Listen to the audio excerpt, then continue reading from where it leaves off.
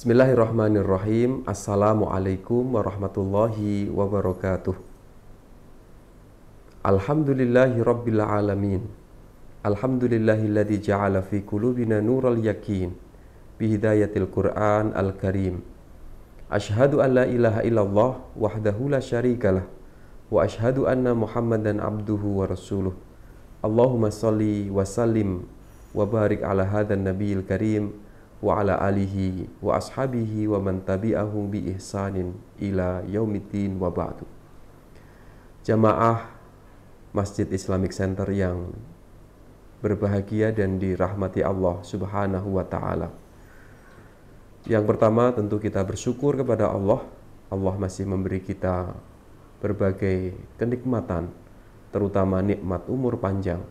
Kita masih diberi kesempatan menikmati ibadah-ibadah di bulan Ramadan yang mulia ini.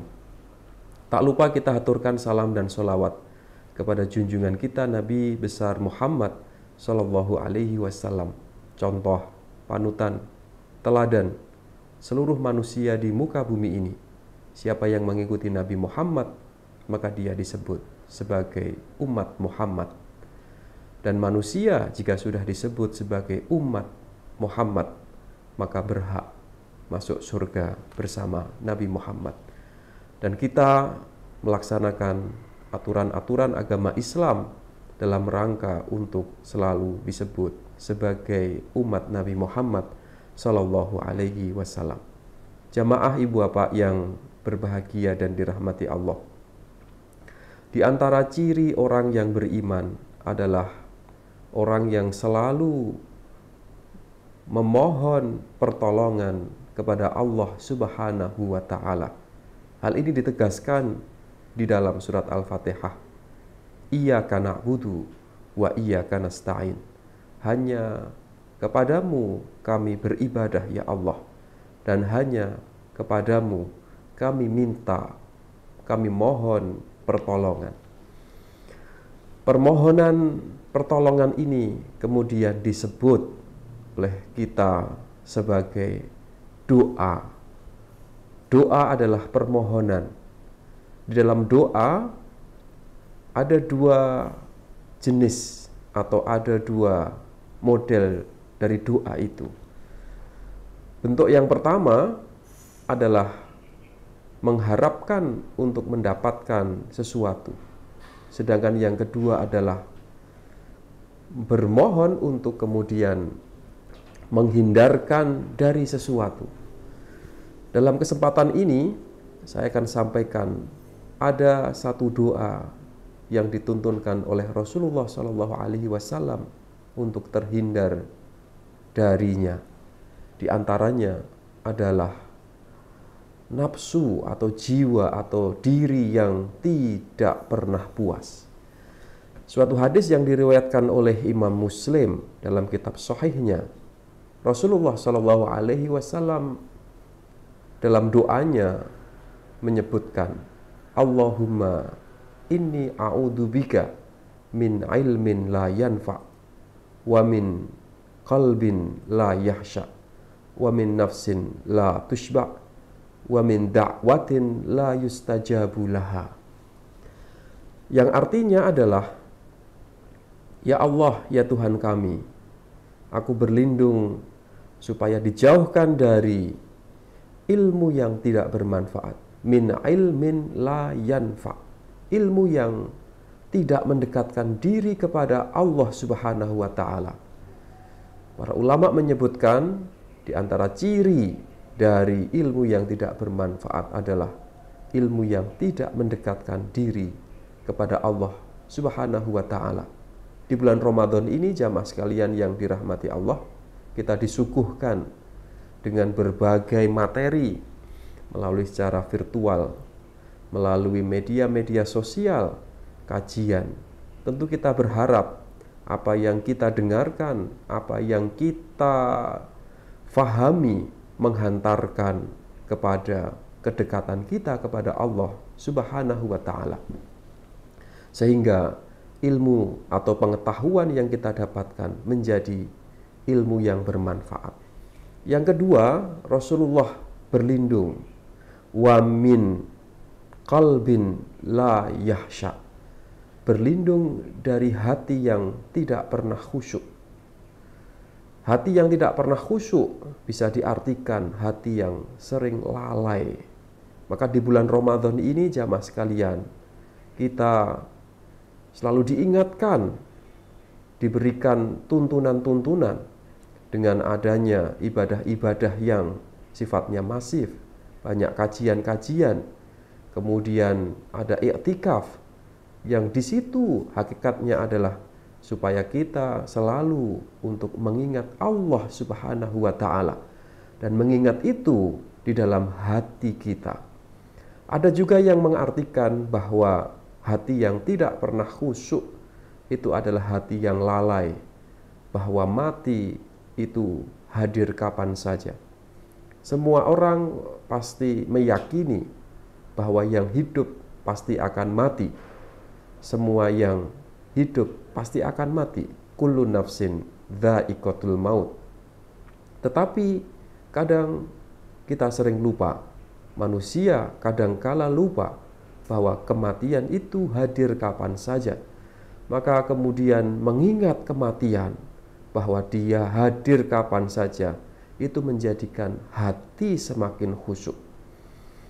Dan yang ketiga yang dituntunkan oleh Rasulullah Shallallahu Alaihi Wasallam, yang kemudian kita dituntunkan untuk memohon terhindar darinya, yaitu adalah wa min nafsin la tushba.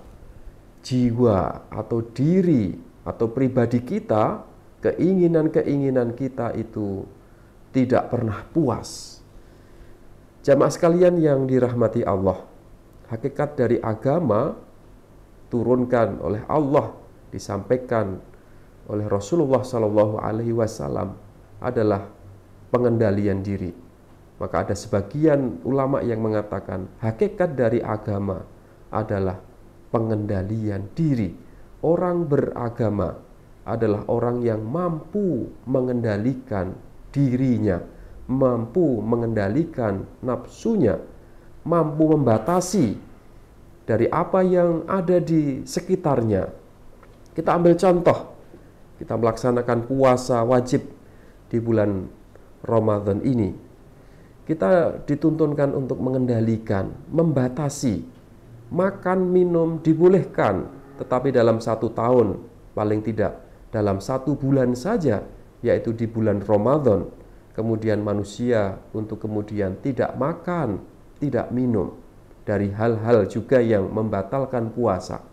Atau lebih tepatnya, kalau kita kemudian menahan, hakikatnya hanya kurang lebih 17 atau mungkin 16 hari saja. Karena kita berpuasa, hakikatnya hanya setengah hari. Kalau hari ini, bulan-bulan ini, ya kita sholat subuh, kurang lebih pukul 4:30, kemudian berbuka pukul 5:30, artinya 13 jam saja kita diminta untuk menahan. Nah, itu yang kemudian kita dimohon, kita diminta oleh Allah, oleh Rasulullah SAW untuk mengendalikan nafsu kita. Makanan boleh dimakan, tetapi kemudian ada batasan-batasan, perlu dikendalikan. Hanya yang halal saja. Bahkan yang halal pun kemudian juga harus dikendalikan. Kamu harus mengetahui juga mana makanan yang thayyib. Terkait sesuatu yang dikonsumsi, maka kemudian ada rumus. Harus halal dan harus thayyib. Semua yang kita lakukan, aktivitas kita, bahkan kemudian ada pengendalian diri. Wa min nafsin la tushba. Ciri manusia betul, dia memiliki keinginan, tetapi keinginan itu harus dikendalikan. Yang mengendalikan adalah agama, makanan, minum. Rasulullah juga menyebutkan, kamu makan ketika kamu sudah lapar, dan ketika kamu berhenti sebelum kamu kenyang. Ini merupakan juga bagian dari pengendalian. Dan kita jamaah yang dirahmati Allah, kurang lebih, ya sekarang ini mungkin sudah 25-26 hari, dan kita nanti berpuasa selama 30 hari. Hakikatnya mengendalikan jiwa, mengendalikan nafsu, mengendalikan diri kita dari sesuatu yang dibolehkan tapi kemudian menjadi terlarang, membatalkan. Itu hakikat dari nafsu yang kemudian harus dikendalikan. Dan yang terakhir, Rasulullah Shallallahu Alaihi Wasallam dalam doanya menyebutkan, wa min da'watin la yustajabu laha, doa yang tidak dikabulkan. Kita berlindung ketika kita berdoa tidak dikabulkan. Maka di dalam Al-Quran, dalam surat Al-Baqarah disebutkan, di antara yang menjadikan doa itu tidak dikabulkan, yaitu satu, dia tidak beriman, tidak yakin dengan doanya. Orang yang kemudian dia tidak meyakini adanya Allah, tidak meyakini dengan keagungan Allah dalam setiap dia berdoa, maka doanya tidak terkabulkan. Begitu juga yang kedua, orang yang berdoa yang kemudian tidak mengindahkan aturan Islam. Al-Baqarah menyebutkan, wa idza sa'alaka ibadi anni fa inni qarib ujibu da'watad da'i idza da'an falyastajibu li. Kamu penuhi perintah-perintahku. Artinya, ketika berdoa tidak memenuhi perintah-perintah ajaran Islam, maka doa itu tidak dikabulkan. Jamaah sekalian yang dirahmati Allah Subhanahu wa taala. Semoga kita termasuk orang-orang yang mendapatkan ilmu dan ilmunya bermanfaat. Semoga kita termasuk orang-orang yang memiliki hati dan hatinya selalu khusyuk.